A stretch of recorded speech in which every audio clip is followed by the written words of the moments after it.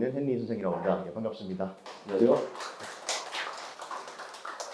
오늘 일어나셔서 좀 여기를 와야 되나 고민을 하셨죠. 날씨가 너무 안 좋으셔가지고. 네, 잘 오셨고요. 제가 우리 어머님들 설명하는 거를 굉장히 좋아합니다. 왜냐면은 학생들이 가르치는 것보다 어머님들 설명하는 게 훨씬 더 집중을 잘 해주셔가지고 재밌어요. 네, 되게 좋아하는데 모든 학생들이 우리 어머님들의 열정 이런 거를 알까요? 모를까요? 우리 학생들이? 모르죠, 당연히. 네, 모릅니다. 근데 제가 학생들을 가르치면서 항상 느끼는 게 뭐냐면은 제가 지금 가르치고 있는 학생 중에 가장 좀 잘 될 것 같은 학생이 내신 1.0인 학생이 있습니다. 제가 지금 고등학교 3학년 수능 수업도 하거든요. 그러니까 1, 2, 3학년 지금 내신 1.0인 학생이 있는데 그 학생은 아마 의대를 갈 거예요. 의대가 목표인데 아마 서울대나 연대 의대를 갈 것 같아요. 6월 모의고사도 2개밖에 안 틀렸고 그래서 정시로도 충분히 갈 수 있는 학생인데 그 학생이 가장 무서워하는 사람이 누구냐면요. 제가 아니에요. 저 아니고요. 학교 선생님 아니고요. 가장 무서워하는 학생이 엄마예요. 그러니까 19살이잖아요. 6개월만 있으면 성인이에요. 근데 엄마가 제일 무서워요. 그러니까 그게 무슨 말이냐면은 좋은 학생은 좋은 부모 밑에서 당연히 나오는 겁니다. 그러니까 제가 애들 가르치면서 그냥 가만히 냅뒀는데 혼자 잘 크는 학생은 단 한 명도 보지 못했습니다. 그래서 이렇게 어머님들께서 좀 열정을 보여주셔야지 학생들도 잘 된다. 근데 그거에서 가장 중요한 거는 제가 볼 때 뭐냐면은 우리 학생들 키우면서 뭐 인내심, 뭐 그런 거, 그 다음에 학생들이 뭐 이렇게 양육해 주는 거, 뭐 그 다음에 뭐 사랑을 주는 거, 관심을 주는 거, 걱정을 해주는 거 다 중요하잖아요. 그 중에서 제가 볼 때에는 고등학교 때에는 제일 어머님들께서 가져와야 될 덕목이 뭐냐면은 다른 거 아니에요. 인내심이에요. 인내심. 참으셔야 돼요. 그러니까 되게 힘들 거 압니다. 저도 애들이 말을 더 안 듣죠. 근데 그거를 반드시 갖춰 주시고 많은 이제 관심과 격려를 해 주셔야지 애들이 그래도 좀 올바르게 클 거라고 생각을 하고요. 영어적인 말로 좀 들어와서요. 시간이 많이 없기 때문에 좀 간단하게 말씀을 드릴게요. 제가 이번 여름방학 때 우리 학원에서 특강을 하게 되었습니다. 근데 특강 주제에 대해서 뭐를 할까 좀 고민을 하다가 저는 이제 독해를 이제 하려고 하는데요. 우리 학생들 여태까지 영어 공부하면서 제일 많이 했던 게 뭔가요? 문법, 듣기, 독해 중에 여태까지 학원을 초등학교 때부터 다니면서 가장 많이 했던 학습이 뭐라고 생각하십니까? 문법이죠? 문법을 아마 제일 많이 했을 거예요. 그렇죠? 근데 사실 저는 그 공부 방식이 그렇게 좋지 못하다고 생각하는 게 뭐냐면요. 문법은 고등학교 올라가면은 굉장히 허황된 그런 분야입니다. 그게 무슨 말이냐면은 중학교 때에는 되게 세부적인 얘기들이 많이 나오죠. 예를 들어서 이번 시험 때도 보니까 전치사 하나 갖다가 문제를 내고 중학교 때에는 at을 쓸 거냐 in을 쓸 거냐 뭐 이런 거를 내죠. 그리고 현재 완료 이런 거 기억나시는 분 계신가요? have pp 기억나시죠? 경계 완결 기억나시는 분 계신가요? 중학교 다닐 때 그렇게 배웠거든요. 경험 계속 완료 결과 그런 거 고등학교 때 나올까요? 안 나올까요? 안 나옵니다. 그러니까 고등학교 때에는 영어 그 문법이 훨씬 쉬워집니다. 훨씬. 그러니까 중학교 때, 고등학교 때 그 쉬운 문법을 하기 위해서 수능 때 그리고 문법 문제 몇 문제 나오죠? 한 문제 나오죠. 그거를 위해서 초등학교 때부터 중학교 때까지 문법을 계속 시키고 문법 특강 있으면 특강을 듣게 하고 그래야지 그게 맞는 영어 공부인가 라는 생각이 저는 굉장히 많이 들거든요. 근데 그게 중요한 게 아니고 문법을 위한 문법을 하면 안 되고요. 독해를 위한 문법을 해야 됩니다. 즉 결론적으로는 영어를 잘하기 위해서 뭘 해야 되느냐? 독해밖에 없습니다. 독해입니다. 독해. 그렇죠? 그래서 저는 독해 특강을 준비를 한 건데요. 주제가 모의고사 노베이스에서 딱 한 달 만에 1등급 만들기예요. 근데 이게 제가 사실 딱 한 달은 아니고 5주 동안 특강을 진행을 할 건데요. 그게 과연 가능할 것인가? 고등학교 3학년 거는 불가능합니다.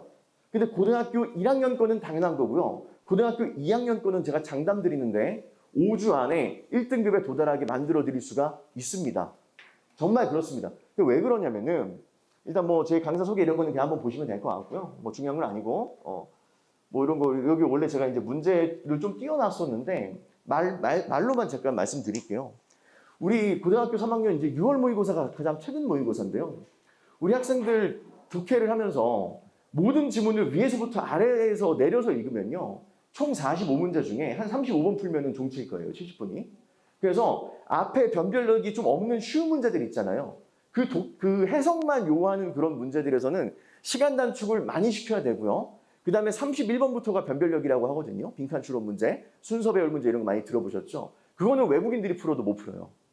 예, 원어민들이 풀어도 못 푸는 겁니다. 그래서 그거는 단순한 영어 실력이 아니라 글의 논리와 원리를 알고 푸는 좀 시간이 많이 걸리는 유형들이 있죠. 그거를 나눠가지고 가르쳐야 돼요.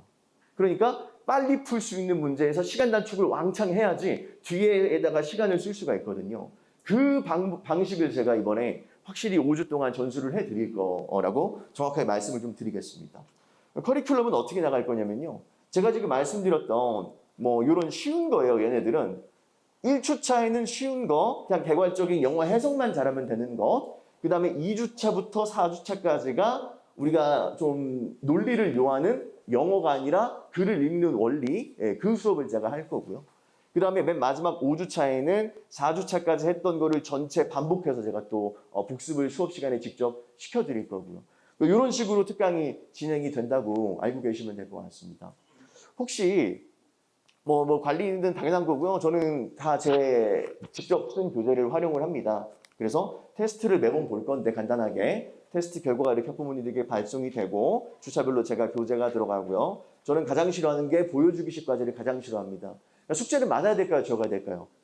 많아야 되죠. 근데 많아야 되는데 좀 말이 되게 많아야 되잖아요. 근데 제가 여태까지 강사 생활하면서 말도 안 되게 숙제를 많이 내주는 사람들을 많이 봤기 때문에 그런 분들 제가 그렇게 좋아하지 않습니다. 최대한 좀 효율적으로 제가 과제까지 관리하도록 하겠고요. 지금 원래 좀 더 내용이 있는데 여기까지만 말씀을 드리고 혹시나 뭐 질문이나 그런 거 있으신 분들 계신가요? 혹시나? 뭐 있으시면은 따로 저한테 말씀을 해주셔도 되는데 제가 제 전화번호 알려드릴 테니까 혹시나 특강이나 뭐 그런 거 문의사항이 있으면 저한테 직접 문자를 좀 보내주세요. 010-4600에 2471번이거든요. 010-4600에 2471. 독해나 특강에 대해서 궁금하신 점이 있으면 저한테 말씀을 해주십시오. 그리고 딱 1분만 말하고 내려갈게요. 제가 저희 학원에 온 지 7개월밖에 안 됐어요. 한 반년 정도 됐는데 오래 안 됐죠. 워낙 오래된 분들이 저희 학원 많으니까. 근데 제가 사실 고등학교 수능 수업만 하다가 이렇게 수능에서 중3까지 이렇게 내려오기까지 굉장히 많은 사실 나름대로의 좀 번민이 있었습니다. 그랬겠죠. 자존심을 좀 내려놓은 과정도 좀 있었고요, 사실은. 근데 제가 왜 이렇게 중학생들을 가르치려고 이틀을 지금 나오거든요. 생각을 했냐면은 고등학생들을 제가 아무리 가르쳐 보니까 근본적으로 잘하는 애들은 좀 더 잘하게 만들어줄 수 있더라고요, 제가. 근데 근본적으로 못하는 애를 제가 잘하게 만들어야 되잖아요, 맞죠? 근데 그렇게 많이 시간과 노력을 들여봤는데 여지껏 성공한 적이 한 번도 없어요. 그러니까 아예 밑바닥인데 좀 잘 된 케이스가 거의 없었습니다. 아예 없었다고 보시면 될 것 같아요. 근데 제가 그래서 생각을 좀 고쳐먹었습니다. 내 역할은 이게 아닌 것 같다. 그래서 애초에 고등학교 올라가면 애들이 중학교 때보다 내신 점수가 많이 떨어지고 좌절을 많이 하다 보니까 애초에 중학교 때, 고등학교 때 올라가도 떨어지지 않을 영어 실력을 중학교 때 만들어주자라는 생각으로 제가 여기서 나름대로 실험을 좀 해보고 있는 거예요. 근데 지금 6개월 동안 제가 해보면서 느낀 거는 뭐냐면은 이 결정하기를 정말 잘했다. 저는 그겁니다. 왜냐면은 우리 학생들이 이제 너무 집중력도 좋고 뛰어나고 제 말도 너무 잘 듣기도 하지만 제가 사실 단과 강사 생활을 하면서 제가 여태까지 했던 거는 학생들보다는 내가 제일 잘해. 내가 수업 제일 잘하고 내가 교재 제일 잘 만들어. 그 마인드로만 살았었거든요, 사실은. 굉장히 자의식에 빠져 있었던 상황이었죠. 근데 제가 우리 이렇게 중학생들을 내려오면서 좀 더 작은 강의실에서 적은 애들과 수업을 하다 보니까 누가 보이냐면은 학생들이 보이고 학생들의 학부모님들이 보이더라고요. 그래서 그거에 대해서 제가 도움을 드리다 보니까 너무 잘했다는 생각이 드는 거예요. 그래서 만약에 제가 우리 학부모님들 자녀를 뭐 내년에도 지도할 수도 있잖아요. 맞죠? 특강 때도 지도할 수도 있고 맡겨주시면은 최대한 성심성의껏 제가 지도할 수 있도록 하겠으니까 혹시나 궁금한 점 있으면 언제든 연락 주시고요. 오늘 많은 정보 얻어가실 수 있었으면 좋겠습니다. 제가 추후에 제 장점이 뭐냐면은 목동에 있는 모든 고등학교 그리고 강서구, 구로구, 영등포구까지 모든 고등학교 내신 대비를 다 해봤어요. 모든 고등학교 한 학교도 빠짐없이 다 해봤어요. 그래서 그런 거에 대해서 제가 도움을 드릴 수가 있으니까 나중에 혹시 고등학교 올라가기 전에 고등학교 선택할 때 우리 학생은 어디에 가야 됩니다. 이 성향이면 어느 고등학교 시험이 맞습니다라는 설명회를 단독으로 한번 열어볼 생각도 있거든요. 참여해 주실 건가요? 감사합니다. 자, 일단 여기까지 하고 내려가겠습니다. 감사합니다. 안녕하세요. 반갑습니다. 저는 CNC 학원의 코트니라고 합니다. 반갑습니다. 긴 시간 동안 저의 순서까지 기다려주셔서 감사합니다. 저는 오늘 강사 설명회 중에서 유일하게 초등부입니다. 그래서 너무 무겁지 않게 하지만 깊이 있게 간략히 저희 반에 대해서 그리고 새롭게 시작되는 특강반에 대해서 안내드리도록 하겠습니다. 네, 제가 드린 이 자료를 보시면 네, 여담이지만 제가 앞에 사진을 하겠다고 이제 했더니 저희 가족 모두가 말렸어요. 너무 이렇게 자기애가 너무 강해 보인다며. 근데 오늘 와서 보니까 선생님들 많은 분들이 사진을 오신 거 보고 자존감들이 굉장히 높으시고 저 역시 네. 먼저 시작을 하자면 어머니들께 질문을 하나 하고 시작하겠습니다. 살면서 가장 힘든 두 가지가 있는데요. 하나는 다른 사람의 주머니에 있는 돈을 내 주머니로 가져오는 것. 그리고 두 번째는 내 머릿속에 있는 지식을 다른 사람 머릿속에 집어넣는 것. 이 두 가지라고 생각을 해요. 근데 그 두 가지를 다 하고 있는 직업이 이제 선생이라고 하는 직업입니다. 그래서 그런 것들을 많은 선생님들이 대한민국에 있고 전 세계에도 있는데 왜 하필 CNC고 왜 하필 저희 반인지 제가 어떤 교수법을 또 많이 연구하고 있고 또 아이들을 만나면서 공부뿐만이 아니라 정말 인생에 꼭 중요한 그런 시기를 함께 보내고 싶어 하는지 그런 것들을 아주 간단하게 한 페이지로 정리를 했습니다. 그래서 두 번째 페이지를 보시면 이게 오늘 저의 핵심이고 다예요. 그 뒷장부터는 어머니들 시간 되시면 집에 가서 좀 읽어봐 주시면 감사하겠습니다. 그래서 이렇게 아주 컬러풀한 초등부다운 이 그림을 보시면 맨 가운데 있는 게 저희 반의 핵심이에요. 핵심. 그래서 보시면 초록 색깔 동그라미에 thinking이라고 적혀 있어요. 그 위에 자그맣게 as라고 적혀 있죠. 그래서 그 영어 공부에서 제가 생각하는 가장 핵심은 생각이 아닐까 싶습니다. 단순하게 영어 공부를 암기하는 것도 아니고 선생님들이 암기시킨 내용을 이렇게 어떻게 보면 앵무새처럼 그대로 얘기만 하는 것이 공부는 아니지요. 다들 아시겠지만 writing as thinking. 무슨 말이냐면은 생각하면서 글쓰기, 생각하면서 읽기, 생각하면서 말하기, 생각하면서 쓰기, 듣기. 그러니까 저도 지금 현재 어머니들께 말씀을 드리면서 아무 생각 없이 말하는 게 아니잖아요. 그동안에 많은 것들을 생각하면서 수업을 해왔고 그리고 또 이 설명회를 준비하면서 많은 것들을 또 저의 생각대로 정리하고 지금 생각을 하면서 말씀을 드리고 있습니다. 그래서 이런 것들을 어머니들께 말씀을 드리는 데 있어서 좀 자세하게 저희 반에서 어떻게 이런 것들을 구현을 하고 있는지 그리고 이게 왜 중요한지를 말씀을 드리도록 하겠습니다. 먼저 저희 어머니들과 저의 시대와 그리고 지금 현재 우리 아이들의 시대는 굉장히 달라요. 겉으로 봤을 때는 비슷해 보이지만 점점 더 변화가 빨리 일어나고 있는 시대인 거 아시죠? 저 때는 10년이면 강산이 변한다 했는데 지금은 한 5년이면 강산이 변하는 것 같아요. 그 정도로 변화하는 시간이 더 빨라지고 있습니다. 그렇다면 무엇이 가장 큰 변화일까 생각을 해봤을 때 저 때는 학교에서 주로 숙제 같은 것들이 선생님이 도서관에 가서 그 책을 빌려서 읽고 공부하고 정리해서 발표하는 이런 것들이 되게 중요했었어요. 왜냐하면 인터넷도 없었고 스마트폰도 없었던 시대이기 때문이에요. 그래서 저는 지금 어머니들하고 같이 생각을 좀 해보고 싶어요. 그 당시에 왜 우리는 인터넷이 발달하기 전이어서 도서관에 가고 또는 저희보다 먼저 인생을 사셨던 선생님이나 어르신들한테 그런 것들을 많이 이렇게 물어봤었는지. 자료가 없었기 때문에 자료가 한정되어 있고 그리고 그렇기 때문에 학교나 뭐 대학이든 고등학교든 어디서든 내 아이에 대해서 평가하는 기준이 뭐였냐면 얼마나 많은 책을 읽었는가였어요. 몇 권의 책을 읽었는지 어떤 책들을 읽었는지 책 리스트를 좀 이렇게 제출하는 일들이 많이 있었죠. 하지만 지금은 손가락 클릭하면 끝나는 시대예요. 그렇다면 과연 선생님들이 정말 특별한 아이, 정말 탁월한 아이들을 꼭 이렇게 선별을 해내기 위해서 그 선생님들이 하시는 일들은 몇 권의 책을 읽었는지 얼마나 많은 정보를 알고 있는지가 중요한 게 아니에요. 그것은 이제 기본이 되었습니다. 모두가 알고 있어요. 아이들이 손가락 하나면 세계 척학들의 어떤 논문까지도 다 손에 얻을 수가 있어요.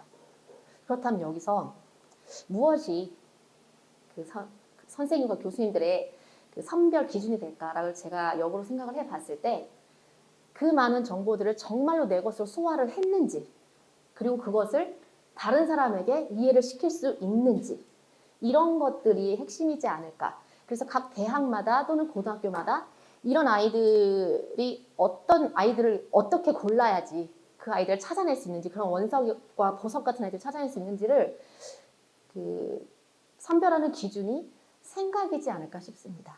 그래서 저는 사실 제가 시인학원에 2011년도에 입사를 했어요. 그리고 현재 2011년도에 태어난 아이들을 가르치고 있습니다. 그래서 다음 달 7월 18일이면 정확히 만 11년이 돼요. 시인학원에서. 그러면 강산이 벌써 2번 바뀌는 동안 아이들이 바뀌는 걸 다 봤어요. 그렇게 봤을 때 정말 생각이라는 것이 얼마나 중요하고, 그리고 또 생각이라는 그 힘을 한 살이라도 빨리 길러줬을 때 그 힘을 가지고 중학교, 고등학교, 대학 졸업까지 이어지는지를 지금도 그 2011년도에 만났던 첫 제자들이 지금 계속 놀러오고 찾아오고 하거든요. 걔네들하고 얘기를 들어보면 확실히 그 당시에 저하고 했던 그런 이야기들, 이런 것들이 굉장히 큰 힘이 되었다는 말들을 합니다. 그래서 제가 누군가에게 영향력을 주어야 한다면 그것은 사고력밖에 없어요. 제가 봤을 때는. 그리고 그래서 실제로 어떻게 수업을 하는지 말씀을 드리자면, 라이팅을 할 때 아이들이 가장 이 쓰기를 힘들어하는 이유가 쓸 거리가 없기 때문이에요. 자, 이 주제에 대해서 쓰세요 라고 했는데 그 말에 대해 쓸 게 없어요. 아이들이 영어를 못하는 게 아니고요, 단어를 모르는 게 아니에요. 왜냐하면 사전 찾으면 되거든요. 저 때야 잘 몰랐어요. 그래서 열심히 머리에 넣어야 했어요. 사전이 없고 인터넷이 없었기 때문에. 요즘 아이들은 손가락 하나면 다 정보와 지식을 얻을 수 있는 세대잖아요. 그렇다면 쓸거리가 있어야 돼요. 쓸거리란 건 뭐냐면 쓸거리를 선생님이 생각하게끔 만들어준다거나 머릿속에 그 쓸거리를 집어 넣어줘야 하거든요. 그래서 저희 반은 항상 수업 시간, 제가 미리 토픽을 절대 정하지 않아요. 수업 시간에 함께 막 공부를 열심히 해요. 막 열심히 하다가 갑자기 아이들에게 반응이 엄청 뜨거운 어떤 순간이 있어요. 그럼 제가 갑자기 딱 눈빛이 바뀌어요. 그리고 씩 웃어요. 그럼 애들이 아, 저거 오늘 에세이 토픽이구나 그래요. 왜냐면 쓸 거리가 생겼다는 거거든요. 그래서 그런 식으로 이제 라이팅을 하고 있고요. 리딩도 역시 마찬가지예요. 그래서 리딩을 반드시 이제 단순하게 그냥 딱 본문 시작하자 이렇게 가지 않아요. 처음에 제목이 있어요. 제목이 있으면 그 제목에 대해서 반드시 5분 이상 저하고 많은 이야기를 나눠요. 많은 이야기를, 예를 들어서 미켈란젤로가 나와요. 그러면 저는 칠판에 긴 선을 하나 그어요. 그럼 뭘까요? 그러면 이제 친구들은 문법에서 뭐 시제 이러지만 저희 반은 타임라인이에요. 세계사를 한눈에 보여주는 타임라인. 그래서 처음에 고대 뭐 신본주의부터 해서 르네상스를 지나서 인본주의, 그 다음에 뭐 세계 전쟁을 지나서 자본주의, 이렇게 크게 3가지 덩어리로 보여줘요. 그러면 왜 사람들의 생각이 이렇게 바뀌었는지, 왜 신이 더 중심이었다가 인간이 더 중심이 되었다가 지금은 왜 돈의 중심이 되었고, 우리 아이들은 그런 어떤 돈에 관련해서 왜 더 이렇게 돈을 중요하게 생각하는지, 이런 것들에 대해서 충분히 얘기하고 나서 미켈란젤로를 딱 본문을 보잖아요. 그럼 아이들은 이제 미켈란젤로 하나만 보는 것은 아니에요. 전체 큰 눈을 가지고 있고 그것을 바라보는 시각과 마음이 넓어진 상태에서 미켈란젤로라고 하는 본문을 보면 이것은 제가 말해준 거에서 디테일일 뿐인 거예요. 네, 그렇게 봤을 때 그렇게 되고, 또 그렇게 됐을 때 이제 리딩을 생각하면서 리딩하고 생각하면서 문제를 풀고, 그렇기 때문에 당연히 오답은 없습니다. 네, 그리고 스피킹 리스닝도 제가 계속 아이들하고 100% 영어 수업을 하고 있어요. 그 이유도 스피킹을 할 때 좀 이렇게 저는 좀 재미를 많이 추구하는 사람이에요. 그래서 예를 들어서 뭔가 아이들에게 웃긴 얘기를 해줄 때 모든 챕터마다 웃긴 얘기가 다 있어요. 왜냐면 사람이 한번 이렇게 한번 확 웃고 나면 마음이 열리거든요. 그러니까 제 이름은 코트니입니다. 네, 혹시 제 별명이 있는데요. 혹시 예상하실 수 있으신가요? 우리 학생들은 저를 아무도 코트니라고 부르지 않아요, 어머니들. 코판이라고 부릅니다. 네. 지금 마음 열리셨죠? 이런 식으로 모든 챕터마다 아이들을 웃기면서 머리를 또 마음도 열리고 이렇게 하고 있습니다. 자세한 얘기는 그 뒷장에 제가 원래 신규생 어머니들 오시면 한 분 한 분 다 드리는 자료인데요. 그거 보시면서 나중에 궁금하신 점 역시나 따로 연락 주시면 감사하겠습니다. 그리고 제가 마지막으로 저희 반 친구들한테 선생님 수업 어때? 하고 물어봤더니 아이들이 이제 그 인터뷰처럼 갑작스럽게 그 자리에서 물어봐서 촬영을 한 내용이 있어요. 이제 그것으로 하고 마치도록 하겠습니다. 네, 1분 정도. 네, 감사합니다.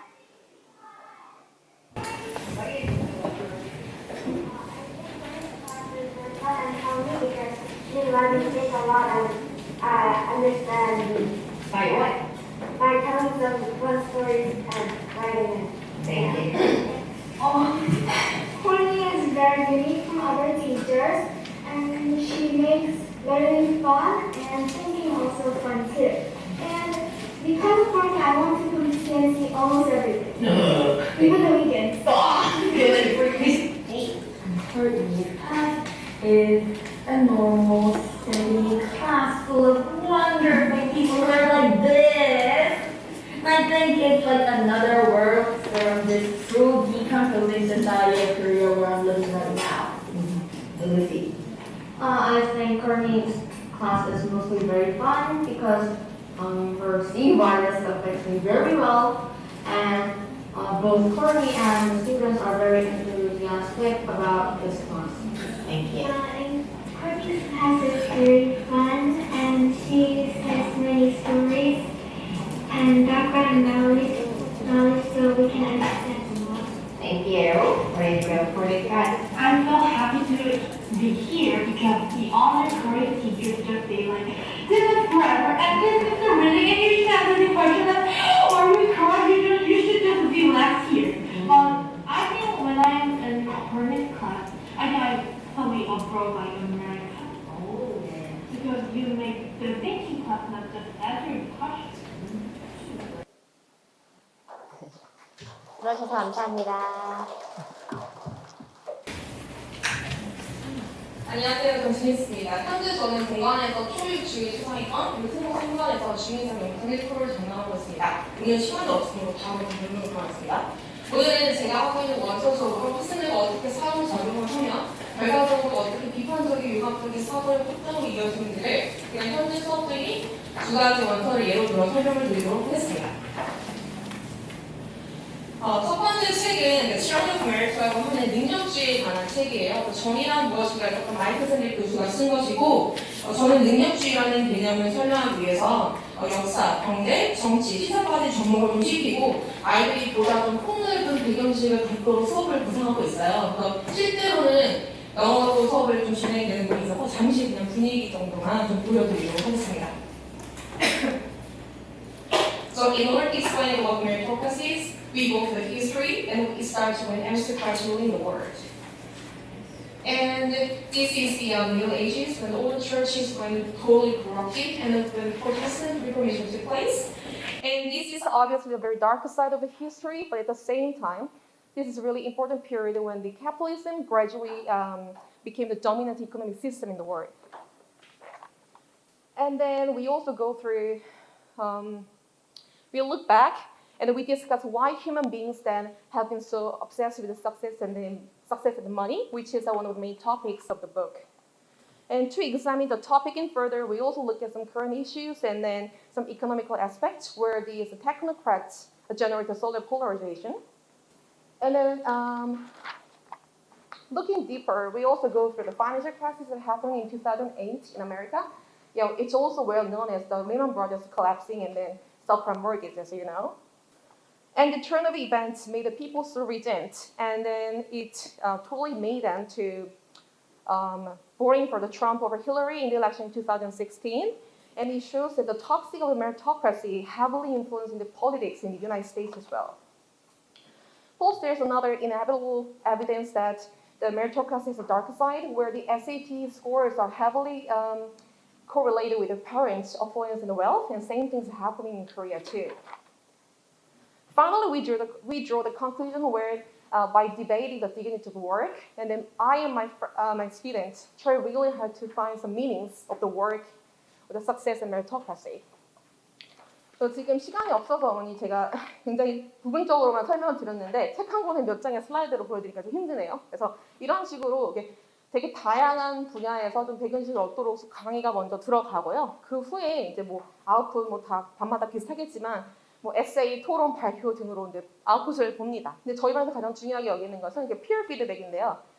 에세이를 쓸 경우나 발표할 경우에 다른 친구들 것도 같이 읽어보고 이렇게 같이 피드백을 주는 거예요. 근데 단순히 이게 뭔가 상대를 평가한다는 것보다는 비슷한 주제로 글을 썼을 때 이 초상위권 아이들이 똑똑해서 뭔가 어떤 정보를 스폰지처럼 잘 받아들이긴 하지만 그 양날의 검처럼 또 자기 생각에 많이 매몰되기도 하거든요. 그래서 같은 주제라도 다른 각도로 남의 다른 타인의 시선을 조금 배울 수 있고 매몰되지 않게 생각의 좀 틀을 깨는 과정이라고 봐주시면 될 것 같아요. 그리고 이제 더 나아가서는 나와 생각이 이제 다른 친구들에게 내 나름의 논리로 설득해보는 과정. 이런 과정에서 자연스럽게 그런 비판적 사고가 좀 확장된다고 생각을 하죠. 물론 이 과정에서는 강사가 엄청나게 강한 인풋을 넣어줘야 되고 강한 드라이브를 걸어줘야 되는데 제가 좀 잘합니다. 잘할 것 같죠? 두 번째 책은 원더월스라는 책이에요. 이 책은 현재 제가 중2/3 0.1반에서 쓰고 있는 책인데 앵거스 플래처라는 사람이 뇌과학자입니다. 이분이 이제 과학적으로만 인간을 연구를 하다 보니 우리 그 과학적으로 들어가면 우리 뇌에 종속된 몸뚱아리는 그냥 껍데기에 불과하다는 좀 어떻게 보면 허무한 좀 그런 생각이 들 수도 있어요. 그래서 좀 더 의미를 찾고 인간이 무엇인지 성찰하기 위해 문학을 공부했다고 해요. 그래서 이 책은 우리 인간이 느끼는 여러 가지 감정들이 뇌의 어떤 부분에 의해서 발현되는지를 설명을 과학적으로 풀고 그 후에 이분이 큐레이터처럼 문학 작품 중에서 그 특정 감정을 불러일으키는 그 작품들을 소개하면서 아이들에게 읽게끔 좀 시키는 과정이거든요. 너무 멋지고 제가 좋아하는 책인데 혹시 관심 있으시면 꼭 읽어보시기 바랍니다. 번역본도 있어요. 그래서 이 문학이 관련되다 보니까 처음 시작할 때 저는 이제 문학도 같이 다루거든요. 그래서 우리는 한국 사람이고 아이들도 한국 아이들이니까 한국의 문학에 대해서 먼저 공부해요. 그래서 한국의 문학에 대해서 빼놓을 수 없는 이 김현 선생이 쓰신 한국 문학의 위상이라는 책이 있는데 여기서 부분적으로 내용을 좀 발췌해서 문학은 과연 무엇이고 그리고 우리는 그런 문학을 왜 공부해야 되는지부터 좀 시작을 합니다. 그 후에는 이 책의 주제인 것처럼 뇌의 어떤 부분 때문에 우리가 어떤 감정을 느끼고 왜 그러한 일이 일어나는지를 과학적으로 공부를 하죠. 이것은 뭐 사실 책이 아니더라도 기본을 알 수 있는 부분이긴 한데 그래서 뭐 해마라든지 뭐 전두엽 등등에서 어떤 일이 일어나는지. 근데 이 책에서 이런 내용이 나와요. 인간이 뭔가 이렇게 두려움을 느낄 때 생존을 하기 위해서 우리 뇌에서는 옥시토신이라는 그 호르몬을 분비시키는데 그게 결국에는 두려움이라는 감정을 bravery, 그 용기로 바꾼다는 내용이 있거든요. 그러면 이런 과학적 사실이 문학이랑은 도대체 어떻게 관련이 될까요?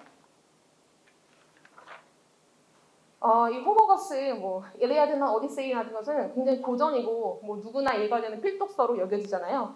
근데 막상 내용을 보면 전쟁을 토대로 한 영웅을 좀 찬양하는 그런 서사시에 불과한데 전혀 지금과 맥락이 없는 21세기까지 이게 읽혀지고 중요하게 여겨지잖아요. 그 당시에는 뇌과학에 대해서 전혀 아는 것도 없었을 텐데 인간은 어떻게 알고 이런 내용을 만들었을까? 이런 것도 저희가 고민을 좀 시작을 하는 거죠. 그래서 이 내용은 참가기 때문에 아까 그 개념, 그 두려움이 옥시토신을 통해서 용기로 변화한다는 그 개념을 적용했을 때 이런 참가를 읽으면서 우리도 모르게 그 두려움, 그 전쟁을 겪어보진 않았지만 간접적으로 감정이입을 하고 그 상태에서 우리 뇌가 옥시토신을 분비시키면서 그런 용기, 경이로움을 느끼게 한다는 거죠. 그게 또 문학의 힘이기도 하고요. 그렇다면 그 과학적 사실이 없었음에도 우리 인류는 이렇게 만들어주시는 뇌에 대해서 전혀 지식이 없었거든요. 그러면 그 당시 아무것도 없었음에도 불구하고 인간들은 과연 어떻게 그 문학 작품을 통해서 과학을 뭐 힐링, 치료, 예술로 승화를 시켰을까? 이제 이런 것도 고민을 해보는 거죠. 이 책에 나오는 작가도 결국에는 뭐 본인도 답은 모르겠지만 우리 인간이라는 것은 과학적으로 그냥 뭐 DNA 분석이나 뭐 지놈 같은 거를 공부해서 분석하는 것이 아닌 과학적으로는 설명을 할 수 없는 부분도 분명히 있다. 이런 것들을 끌어내려고 책을 조금 짚어주는 것 같아요. 물론 그 정답은 각자 아이들이 자기만의 결론을 도출하게 되겠죠.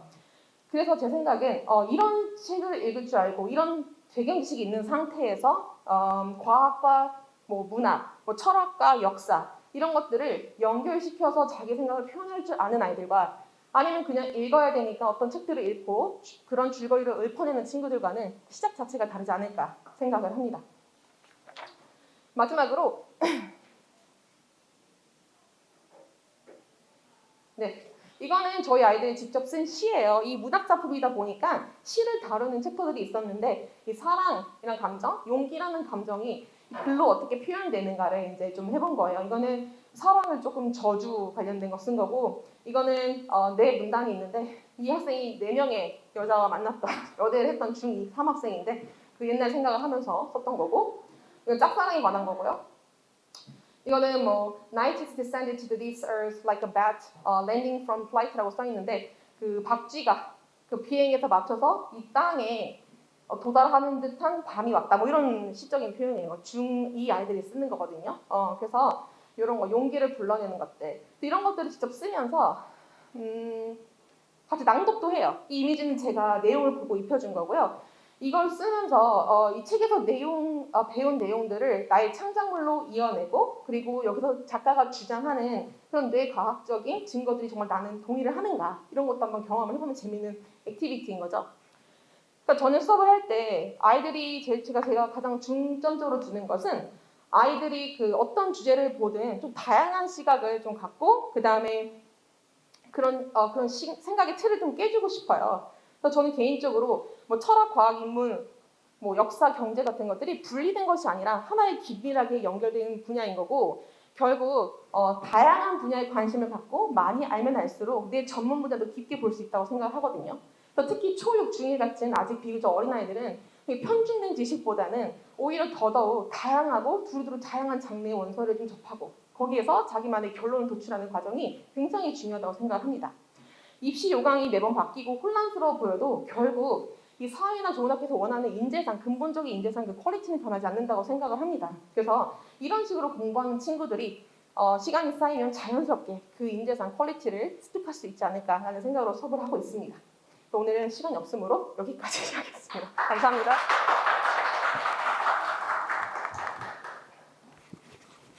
네, 안녕하세요. 저는 CNC 본관 수학관에서 수학 강의를 하고 있는 노혜선입니다. 반갑습니다. 긴 시간 기다려주셔서 진심으로 감사드리고요. 마지막인 만큼 짧고 굵게 소개드리고 물러나겠습니다. 우선 제가 특강을 개설하게 된 의도는요. 제 수많은 제자들 중에 고등학교 진학 이후에 성적이 1등급 후반 내지 2등급이 나오는 경우가 종종 있었는데요. 이 친구들을 지속적으로 관찰한 결과 첫 중간고사에서 시험이 미끄러지는 경우 그 여파가 생각보다 오래 지속됐다는 점입니다. 다시 말해서 시험의 첫 기세를 잡지 못하면 그 여파가 생각이 오래 지속되기 때문에 그래서 제가 이번 특강을 개설하게 되었습니다. 그럼 그 학생들은 고등수학을 열심히 공부하지 않았는가에 대한 의구심이 드실 텐데요. 모든 학습이 그렇듯 개념, 유형별 문제풀이, 심화까지 반복적으로 열심히 공부한 친구들이기에 왜 첫 시험에서 이렇게 힘을 쓰지 못했을까요? 그 답변을 제가 PPT와 배부 자료를 보면서 설명드리도록 하겠습니다. 네. 우선 특강은 2개의 강좌로 개설됐으면서요. 기말고사가 끝나는 7월 9일부터 매주 주말 저녁 시간을 이용한 10주 완성형 특강입니다. 제가 이 일을 하면서 가지고 있는 신념 중에 하나가요. 남들이 놀 때 공부하자인데요. 기말고사 끝나는 이후부터 방학 때까지 나사가 풀어지는 학생들이 굉장히 많습니다. 그 꼴 보기 싫으시죠? 저는 이 시간을 기회라고 생각합니다. 주말 여유 시간 학습을 하는 것이 도움될 뿐 아니라 주일 규칙적인 훈련을 하다 보니 시험에 강해질 수밖에 없습니다. 실제 우리 노쌤반 졸업생들에게 물어보면 고등학교 이후 가장 도움이 됐던 강의 1순위가 바로 모의고사와 기출분석 특강이었습니다. 고1 모의고사 특강의 경우 고1 3개년 6, 9, 11 모의고사 내용을 시간에 맞춰서 테스트를 본 후에 풀이가 진행되는데요. 이게 단순히 해설 강의만 진행되는 게 아니고 관련 문제를 시중교재 혹은 지난년도 기출에 출제된 연계 문제까지 같이 풀이합니다. 그럼 이 풀이는 일회성으로 끝나느냐가 아니고 서브노트를 통해 직접 작성함으로써 서브노트 자체를 나만의 문제집으로 완성하기까지가 하나의 수업이 됩니다. 기출 분석 특강의 경우는 최신년도 강남 목동권 외에도 전국 단위 자사고, 외고, 사관학교, 심지어 경찰대 문제까지 총 709문제가 수록된 기출 분석집을 해설하는 건데요. 그 수업 전에 학생들이 테마별로 문제를 풀어오면 그 풀이를 강의하는 것까지 수업이 됩니다. 수업 일정과 서브노트 및 기출분석 자료 샘플은요, 배부 자료에 나와 있거든요. 한번 확인해 보시길 바랍니다. 이 특강은 제가 첫 질문했던 왜 첫 중간고사는 잘 못 보는가에 대한 답변이 들어있습니다. 수학상 내용은요, 수학 고등 전 학기 내용 중에 가장 많은 단원을 수록하고 있어요. 그러니까 간혹 자녀가 고등수학 학습을 하다가 엄마, 나 뭘 모르는지 모르겠어 이러지 않던가요? 그 이유는 바로 머릿속에 단원별로 정리되어 있지 않기 때문입니다. 방대한 단원일수록 사실 나오는 문제와 유형은 정해져 있어요. 즉, 출제자의 의도와 패턴만 파악하면 사실 많은 문제를 풀지 않고도 좋은 점수를 얻을 수가 있습니다. 즉, 기출 분석은 방대한 단원에 대항하는 가장 집약적이고 똑똑한 공부법입니다. 그러면 이제 다음 내용이 자연스럽게 이어질 건데요. 특강 대상자는 바로 방금 드렸던 학생들입니다.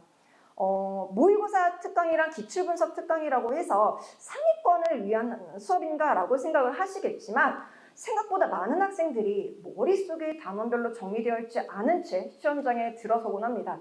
저는 이 일을 미연에 방지하고자 이 특강을 개설하게 되었습니다. 물론 최상위권 학생들에게는 킬러 문제, 또 기출 내 고난이도 문제풀이까지 같이 진행되니까 많은 도움 되겠죠. 다음은 학교별로 간단하게 정리해 보았습니다. 이는 현직 목동권 내 고등 강사분께 자문을 구한 내용인데요. 실제로 많은 학교가 모의고사를 프린트로 사용하는 학교가 많습니다. 즉, 내신 대비가 곧 모의고사인데요. 그렇다면 이 학교에 진학 예정자인 학생은 이 특강 수업이 아주 필수 수업이 되겠죠. 이제 벌써 마지막 내용입니다. 마지막으로 노세만의 특강 활용법에 대해 말씀드릴 건데요. 지금까지 말씀드렸다시피 방대한 단원에 대해서 어떻게 효율적으로 학습할 것인가에 대한 고민을 기출로 전략적으로 접근하겠다는 겁니다. 또한 특강 이후에는요, 노선반 내에서 반복적인 풀이를 진행할 건데, 예컨대 모의고사 같은 경우는 3, 4점 외에 킬러 문제를 분리하여서 3, 4회도 문제풀이를 실시합니다. 이거는 고등학교 단단한 콘크리트 1등급을 유지할 수 있는 지도법이기도 합니다. 뿐만 아니라 배부 자료 세 번째 파트를 보시면요, 무료 보강에 대한 내용도 나와 있습니다. 흥미롭죠? 이거는 제가 지난 겨울방학부터 진행했던 내용인데요. 바로 비문학 공부법입니다. 학습의 기본은 문해력에 있습니다. 아시다시피 요즘 우리 아이들 짧은 텍스트조차 읽지 않고 그것조차 이해도 못하는 경우가 있어요.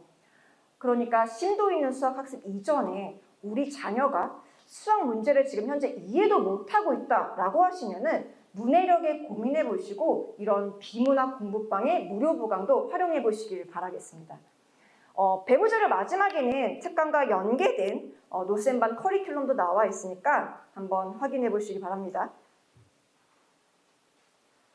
마지막 체크 포인트입니다. 기출은 출제자 의도가 분명하게 드러나기 때문에 반복적인 풀이와 해설을 통해 내 것으로 만드는 게 매우 중요합니다.